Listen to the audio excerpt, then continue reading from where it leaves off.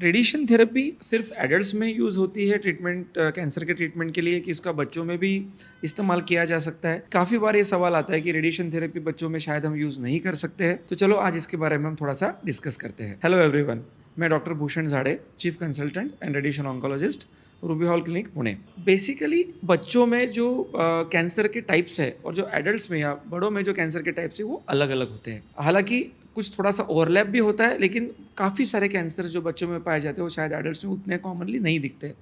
और जो ट्रीटमेंट की सीक्वेंसिंग होती है, जैसे कोई भी कैंसर के ट्रीटमेंट में हम जो 3 कैंसर ट्रीटमेंट के पिलर्स मानते हैं, कैंसर का सर्जरी, कैंसर का कीमोथेरेपी और कैंसर के लिए रेडिएशन थेरेपी, ये तीनों मोडेलिटीज़ के साथ ही कैंसर की ट्रीटमेंट बच्चों में भी की जाती है, जिसको हम मल्टी मोडेलिटी ट्रीटमेंट बोलते हैं। लेकिन बच्चों में सेफ्टी बहुत ज़्यादा इंपॉर्टेंट होती है। इसका मतलब ये नहीं कि एडल्ट्स के लिए सेफ्टी इंपॉर्टेंट नहीं है, पर क्योंकि बच्चे बहुत ज़्यादा ग्रोइंग एज के लिए होते हैं, उसमें सेफ्टी के लिए बहुत ज़्यादा पैरामीटर्स को फॉलो किया जाता है। तो चलो पर्टिकुलरली हम रेडिएशन थेरेपी के बारे में बात करेंगे। अभी बच्चों में रेडिएशन थेरेपी किस कैंसर में हम कॉमनली यूज़ करते हैं?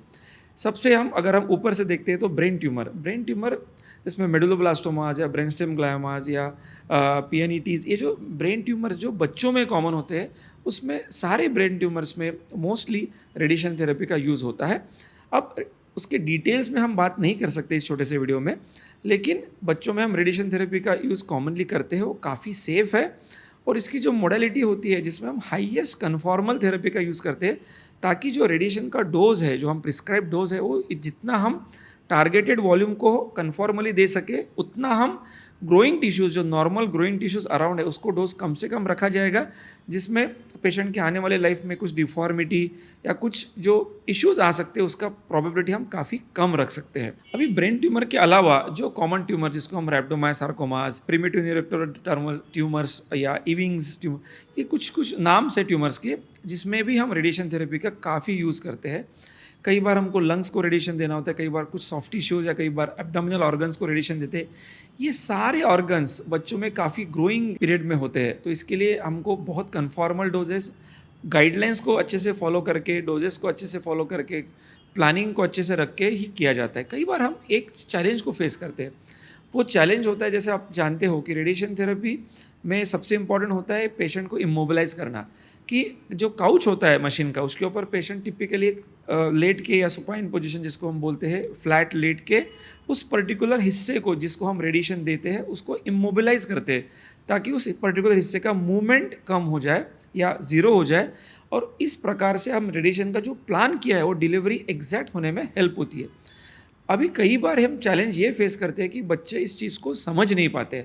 इसके लिए बहुत ज़रूरी होता है हमारे लिए कि बच्चों का, अगर वो उस एज ग्रुप में है कि जो समझ सकते हैं, उनकी फैमिली का, केयर टेकर्स का काउंसलिंग बहुत इंपॉर्टेंट है कि इस पोजीशन को, इस इमोबिलाइजेशन को हम फॉलो क्यों करें, ये क्यों इंपॉर्टेंट है।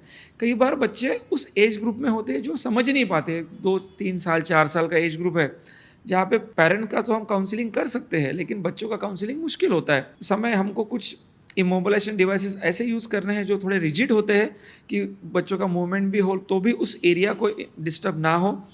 और कई बार हमको एनास्थेशिया का भी सहारा लेना पड़ता है, कई बार हमको थोड़ा सीडेशन का सहारा लेना पड़ता है। तो ये सारी चीज़ें करके हमको इंश्योर करना है कि वो बच्चे का कैंसर ट्रीटमेंट रेडिएशन के द्वारा हो रहा है, वो सटीक हो रहा है, आजू बाजू के हिस्से को डैमेज नहीं हो रहा है, जो भी थोड़ा सा डोजेस जा रहे हो हम मिनिमल रख सकते हैं। पेशेंट की पोजीशन, पेशेंट के साइड इफेक्ट, पेशेंट का ओवरऑल रिकवरी अच्छे से हो, ये बहुत इंपॉर्टेंट है। So basic principles of radiation बच्चों के लिए बहुत ज़्यादा इंपॉर्टेंट हो जाते हैं। आई होप ये बहुत ही जनरल इन्फॉर्मेशन मैंने आपको देने की कोशिश की है, बट केस टू केस बहुत सारे वेरिएशन हो सकते हैं, वो शायद हम कभी डिस्कस करेंगे। आप हमें कॉन्टैक्ट करके भी वो चीज़ डिस्कस कर सकते हो।